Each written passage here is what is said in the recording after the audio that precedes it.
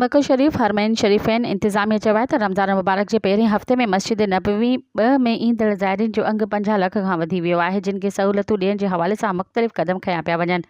मस्जिद नबवी जा मामला संभालींदड़ तरफ़ां जारी कयल रिपोर्ट में चयो वियो आहे त गुज़िरियल हिकु हफ़्ते दौरान 52,25,231 ज़ाइरीन मस्जिद नबवी पहुता आहिनि। ज़ाइरीन में हिकु ॾियाही 49 तोहफ़ा बि विरहाया विया। रिपोर्ट मूजिब 4,14,878 ज़ाइरीन रसूल सल्लल्लाहु अलैहि वसल्लम जे रोज़े ते सलाम पेश कयो आहे।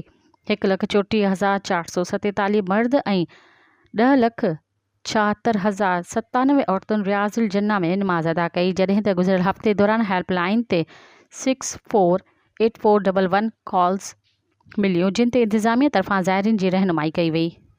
मज़ीद ख़बरनि ऐं तफ़सीलात लाइ विज़िट कयो असांजी वेबसाइट www.awamiNewsHD.com ऐं ॾिसंदा रहो अवामी न्यूज़ HD।